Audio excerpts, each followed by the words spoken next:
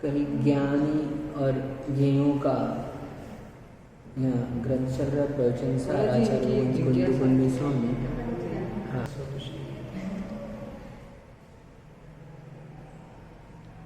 तो कुंद स्वामी ज्ञान के संबंध में कह रहे हैं, है ना। ज्ञान और ज्ञेय का परस्पर में गमन नहीं होता है। ज्ञान ज्ञान है और ज्ञेय ज्ञेय है। ज्ञान ज्ञेय में प्रविष्ट नहीं होते, ज्ञेय ज्ञान में प्रविष्ट नहीं होता है। और ज्ञान ज्ञेय स्वभाव संबंध होने के कारण से इनकी, है ना, इनका दोनों का स्वलक्षण पृथक पृथक है, इसलिए इनका एक दूसरे में गमन नहीं है, प्रवेश नहीं है। ठीक, ये जयसिंह स्वामी को भी पढ़ लिया जाएगा। हाँ, अखंड रूप से। हाँ, अब उसमें दिखा दिया प्रवचन सा।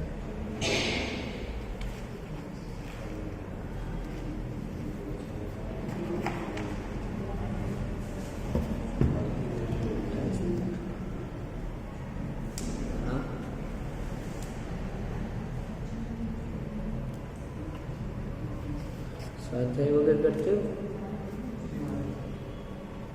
तो फिर सुनो।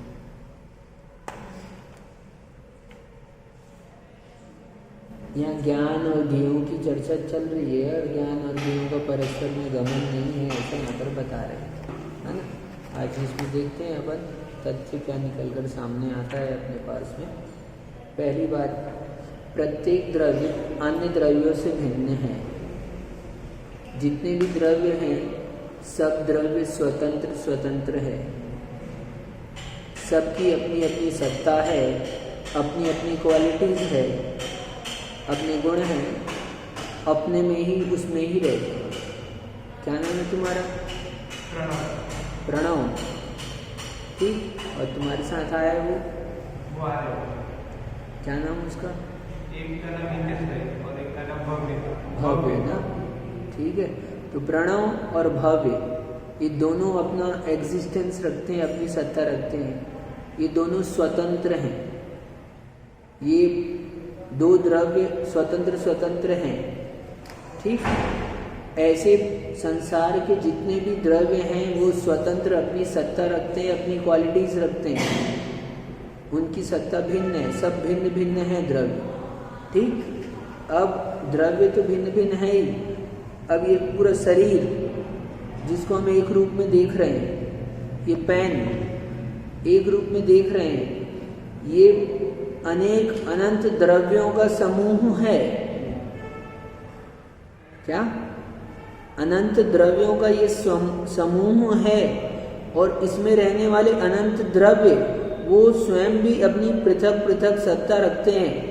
यद्यपि ये अभी एक साथ बंध को प्राप्त संश्लेष संबंध से है, लेकिन पुद्गल के प्रत्येक परमाणु यानी कि ये प्रत्येक द्रव्य जितने अनंत द्रव्यों से मिलकर ये स्कंद रूप हुआ है तैयार, तो ये सब स्वतंत्र अपनी सत्ता रखते हैं और सबका अपना स्वतंत्र परिणमन चल रहा है। सब यद्यपि एक में मिले हुए हैं लेकिन अपने अपने अस्तित्व को बनाए हुए हैं और वो कभी भी उनका अस्तित्व नष्ट होने वाला नहीं है, वो अपने अस्तित्व में सदाकाल रहने वाले। तो मूल बात क्या है यहाँ पर कि प्रत्येक द्रव्य अन्य द्रव्य से भिन्न है। तुम अलग हो, भव्य अलग है। तुम कभी भव्य नहीं हो सकते, भव्य कभी तुम नहीं बनेगा। तो ऐसे ही हमारे साथ में लगे हुए अनंत कर्म रूप से जो परमाणु कर्म के हमारी आत्मा में लगे हुए हैं, वो सब कर्म रूप से रहने वाले हैं और कर्म रूप से हुए वो अनंत पुद्गल परमाणु, वो सब अनंत अपनी स्वतंत्र सत्ता को लिए हुए हैं और उन अनंत पुद्गल परमाणु और कर्म के बीच में हम एक, क्या जैसे शरीर दिख रहा है, एक शरीर के हम एक स्वामी अभी हैं हम, तो इस अनंत पुद्गलों के पिंड रूप ये शरीर है और उस शरीर के हम एक अंदर उसमें हम अपनी स्वतंत्र सत्ता रखते हैं। तो ऐसे यहाँ पर ये चर्चा चल रही है, प्रत्येक द्रव्य अन्य द्रव्यों से भिन्न है। आगे कहते हैं आत्मा का स्वभाव ही ऐसा है कि वो ज्ञेयों को उसके विषय में आत्मा जान लेता है। यानी आत्मा का स्वभाव ही है सब जानने का। अब ये वस्तु कैसी भी हो, उस वस्तु की पूरी क्वालिटीज को जानने का ये हमारा स्वभाव है। हर समय हम जानते ही हैं, जानना ही हमारा स्वभाव है, और कोई दूसरा स्वभाव नहीं। अन्य गुणों की अपेक्षा से देखेंगे तो और भी स्वभाव सामने आएंगे, लेकिन मूल रूप से जानना ही स्वभाव है। तो ज्ञान की चर्चा चल रही है, ज्ञान और ज्ञेयों की यहाँ पर। इसलिए तो आत्मा का स्वभाव ही ऐसा है कि वो ज्ञेय और उसके विषय में आत्मा जान लेता है, ज्ञेयों को जान लेता है। ठीक, फिर आगे कहते हैं जो सत है वही ज्ञेय होता है, असत ज्ञेय हो ही नहीं सकता। सो यह सत का स्वभाव है कि वह ज्ञेय हो जाता है। जो सत है, जो सत्ता रखता है, जो भी वस्तु है, अस्तित्ववान है, वो अस्तित्ववान वस्तु ही ज्ञान में जानी जाए, ऐसा उस अस्तित्ववान वस्तु का स्वभाव है। जैसा हमने अभी कहा था कि हमारा स्वभाव है कि हम जाने सबको, तो ऐसे ही जगत के सारे पदार्थ जो सत्तावान हैं, जो अपना अस्तित्व रखते हैं, वो सब ज्ञान में झलकने का उनका स्वभाव है। वो ज्ञान में जाने जाएंगे, ज्ञेय होने की शक्ति से युक्त। वो ज्ञेय होने की शक्ति से युक्त है, प्रमेयत्व धर्म से युक्त है, और उस धर्म के कारण ही वो ज्ञान का विषय बनते हैं। इसलिए हर एक समय में, हर एक काल में वो जाने जाएंगे। तुम बचा नहीं सकते, तुम छिपा नहीं सकते। अस्तित्ववान वस्तु है, तुम कुछ नहीं छिपा सकते। सही। क्यों नहीं छिपा सकते? क्योंकि उनका प्रकट होने का स्वभाव ही है, ज्ञान में जानने का, जनने का स्वभाव ही है, और उसके उस स्वभाव के कारण से वो वस्तु कभी छिप नहीं सकती। हमारे ज्ञान में ना आए, लेकिन किसी न किसी के ज्ञान में आएगी आएगी। ये बहुत बड़ी, ये वस्तु तत्व को जान लेने से बहुत हल्कापन अंदर में आता है, और कहें आदमी मायाचारी से बचता है, स्वभाव की ओर उन्मुख होता है। ये वस्तु स्वभाव को जान लेने से सतरूप वस्तु ज्ञेय होती है, प्रमेयत्व धर्म से युक्त है, ज्ञेय होना उसका स्वभाव है, तो अब वो दूसरे के विषय तो बनेगी बनेगी, ज्ञान में तो जानी ही जाएगी। तो जो भी सत है वे ज्ञेय होते हैं, और जो असत है वो ज्ञेय हो ही नहीं सकते, क्योंकि जो सर्वथा असत कोई वस्तु नहीं होती। हम वस्तु को असत कहते हैं तो किसी अपेक्षा से असत कहते हैं। हम गधे के सींग नहीं होते हैं कहते हैं तो गधे के सींग नहीं होते, यानी गधा भी है और सिंह भी है। तो ये गधे सींग संबंध का हम असत कह रहे हैं इस अपेक्षा से, जबकि सिंह नाम की भी वस्तु है और गधा नाम की भी वस्तु है। यदि गधा नहीं होता तो हम ये कभी नहीं कह सकते थे कि गधे के सींग नहीं होते, और यदि सिंह नहीं होता तो हम ये भी नहीं कह पाते कि गधे के सींग नहीं होते। सिंह होता है और गधा होता है, दोनों चीजें, दोनों का अस्तित्व है। इसलिए सर्वथा असत ज्ञेय ही नहीं हो सकते, वो जाने ही नहीं जा सकते, और जो सत है वो जाने ही जाएंगे, वो ज्ञेय ही होते हैं। ठीक है। ऐसा वस्तु का स्वभाव धर्म। तो जो सत है वही ज्ञेय होता है, असत ज्ञेय हो ही नहीं सकता। जो यह सत का स्वभाव है वह ज्ञेय हो जाता है, यानी अपने आप ही वस्तु का स्वभाव ही है कि वो ज्ञान का विषय बने, ज्ञान के द्वारा जानी जाए। दर्पण देखा कि नहीं देखा? हाँ, मिरर देख कर आए ना, जैसे ही तुम उसके सामने गए तो हाँ दिखता है ना चेहरा, बना कि नहीं बना? तो दर्पण का, मिरर का नेचर है वो तुम्हारे चित्र, वो प्रतिबिंब बनाएगा ही बनाएगा, और उसका नेचर है सो ठीक बात है, लेकिन तुम्हारा नेचर है तब तुम उसमें विजिबल हो पाते हो, तब तुम उसमें दृश्य बन पाते हो।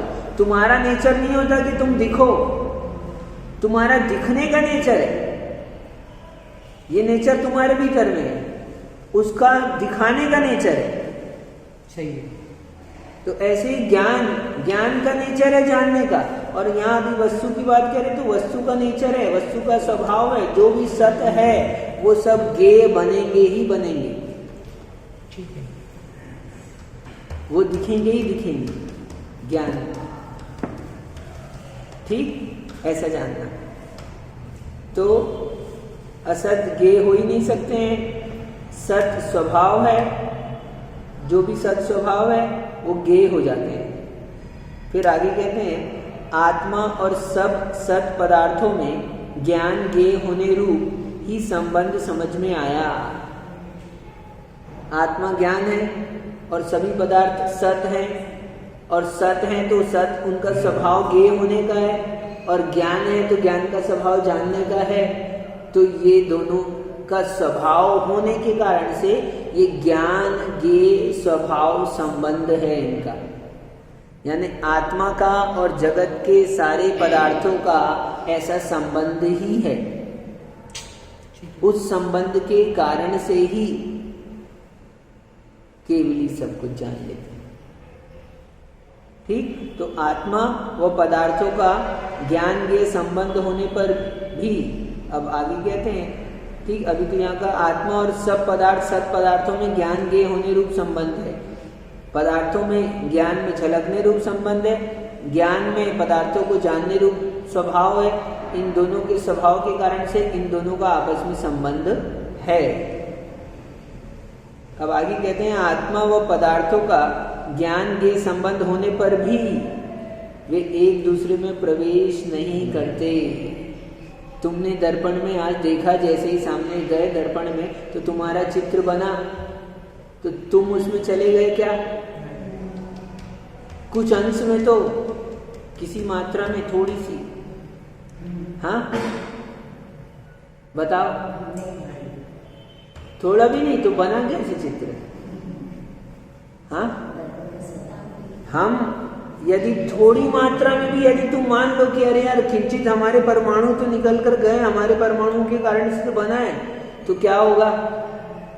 तो मोटापा कम करने के लिए ज्यादा मेहनत नहीं करनी पड़ेगी, है ना? क्या?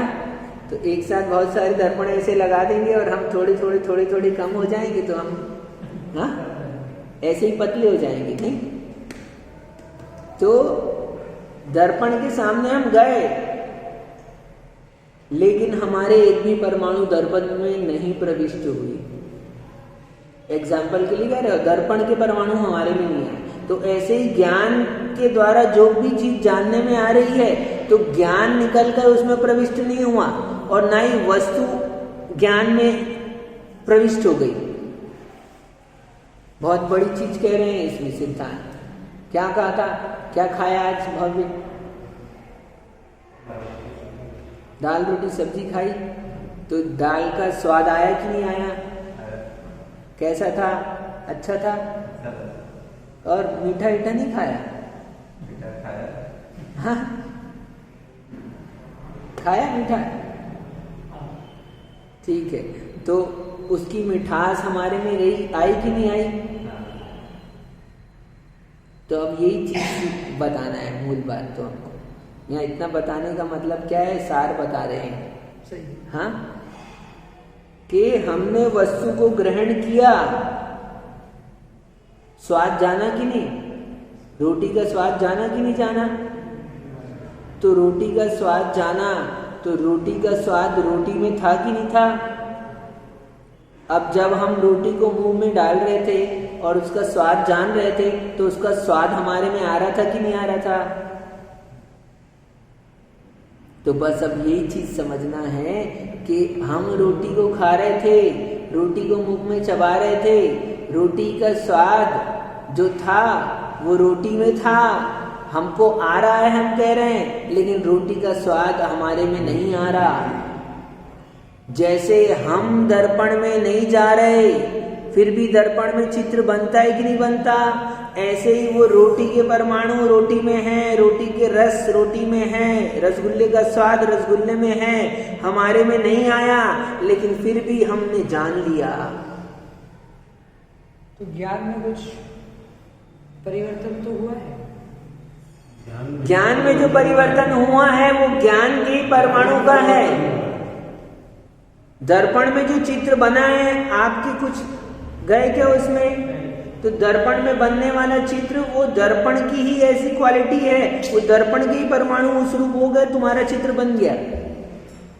ठीक है, तो ऐसे ही जैसे दर्पण में ये दर्पण के सामने जैसे रखा, तो इसका कुछ भी दर्पण में नहीं गया, दर्पण ही उस रूप हो गया, चित्र प्रतिबिंब उसमें झलक रहा है। तो ऐसे ही हम ज्ञान से जो भी चीज जान रहे हैं, वो सब जानने वाली सारी की सारी वस्तुएं सब बाहर स्वतंत्र रूप से है, हम केवल जान रहे हैं। इसलिए रोटी को खाते समय भी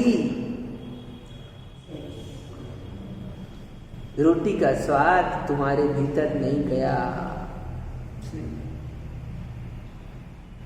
ऐसे ये तो रोटी एक बात कही है, अब सभी चीज सुन लेना, ऐसे सभी चीज जान लेना। अभी तुम हमारे शब्दों को सुन रहे हैं ना, हमारे शब्द तुम्हारे कान में आ रहे हैं, तब तो तुम जान पा रहे हैं ना। तो ये आश्चर्यकारी बात कि ये शब्द कान में वरगणाएं जरूर पड़ रही है, लेकिन फिर भी इस शब्द की वरगणाएं पौद्गलिक स्वतंत्र है, उसके गुण धर्म उसी में है, वो तो तुम्हारे ज्ञान में प्रतिबिंब मात्र बना है।